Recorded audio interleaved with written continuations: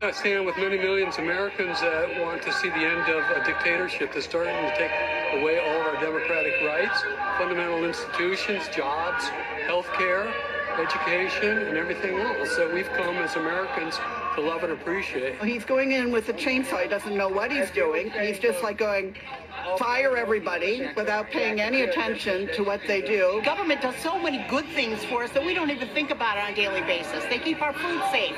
They test, vaccines and medicines and protocols for cancer treatment. And all that's just being trashed. It's crazy. It's just crazy. Those were some protesters in Washington, D.C. over the weekend. They were participating in a nationwide day of protests, an outpouring of outrage. More than 1,200 like events all across our country took place. Americans of every age, every gender, race, seemingly with every sort of complaint about the last 71 days, taking to the streets to speak out and express their dissatisfaction and discontent with Donald Trump and Elon Musk's slash and burn approach to the federal government, as the collateral damage of the cuts continue to pile up and impact real people, real families. Washington Post reports that the Trump-Musk layoffs are now imperiling life-saving cancer research and breakthroughs. Post reports this, quote, scientists at the National Institutes of Health have demonstrated a promising step toward using a person's own immune cells to fight gastrointestinal cancers. In a paper in Nature Medicine on Tuesday, the same day, the agency was hit with devastating layoffs that left many NIH personnel in tears. 2 patients' treatments using the experimental therapy had to be delayed because NIH's capacity to make personalized cell therapies has been slowed by the firing of highly skilled staff. NIH immunotherapy pioneer Steven Rosenberg telling the Washington Post this, quote, right now, assuming things don't get any worse, it would be a month delay. These are not patients who have very many months left. Joining our conversation, one of the most prolific documentors and writers on Wall Street and the American financial system and markets and the human beings behind them, journalist and New York Times bestselling author Michael Lewis. He's written 8 books about the American financial system, the economy, the people who run it. He hosts the podcast Against the Rules, where he explores figures in American life who rely on the trust of the public and what happens when that trust erodes. He's out with a new book called Who is Government? The Untold Story of Public Service. I wanted to start with the first story, but I'm going to start here because I feel like the link is, if you look at everything that's been slashed, there have been years, sometimes decades, of seeds sort of sown by the right in terms of dehumanizing the federal bureaucracy, dehumanizing foreign aid. And the reporting gets at the human beings that is sort of maybe the first step at reversing that trend.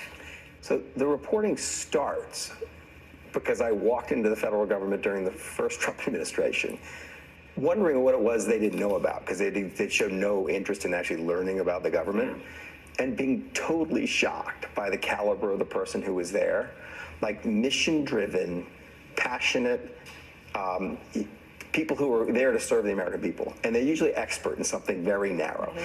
What they all also have in common is they're horrible at telling their stories.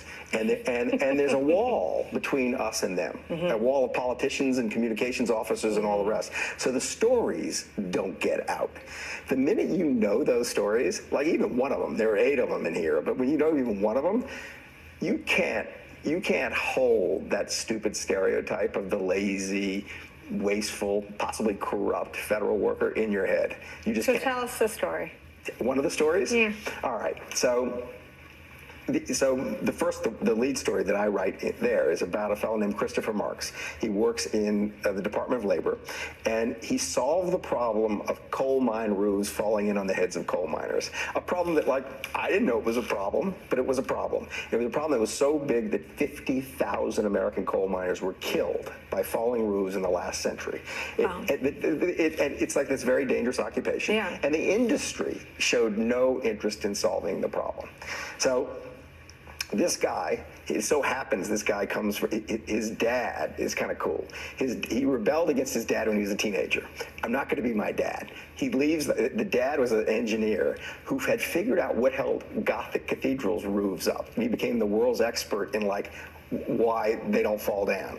The son runs away from home basically, goes to work at a coal mine, sees the roof falling, says, better figure out how to fix this.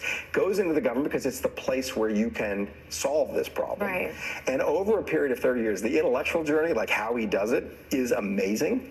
But what actually got me interested in the first place and like to write about him was he says, when I was talking to him, he says, I said like, oh, so you just like relived your dad's life, but he did it, you know, Gothic cathedrals and you did it underground. You stopped coal mine roofs from falling. And he goes, it had nothing to do with my dad. And you could see this like drama that had happened. And the cool thing is he and his dad when in the year 2000, the National Cathedral in Washington looks like it might be falling down, like it's too big for the foundation. Yeah. The government called his dad to figure out like what's going on and is it going to collapse? And the dad realized that he couldn't do it without the son because the son had figured out underground, like what was going on. That's amazing. And so they worked on this together. They worked on it together. That's how.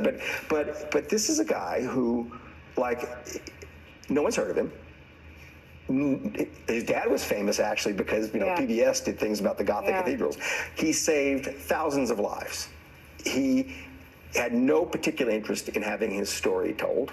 Was bewildered when I called him, like, why are you interested? Just got used to this idea. And he's behind this wall and like Americans don't know about him. And you like wonder, like, but is the tie, I mean, and there's a national interest, right, in protecting workers. And that's why that job is in the federal government. If the federal government gets rid of him, does the industry no.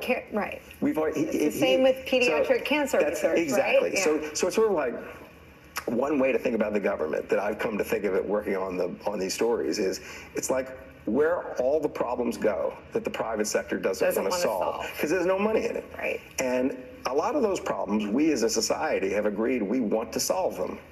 There's a huge plume underground of nuclear waste in western Washington from the plutonium production in the 1940s.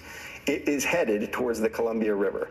It will poison the Pacific Northwest if it gets there. The government is engaged in trying to stop that from happening. And there are thousands of things like that the private sector just isn't doing.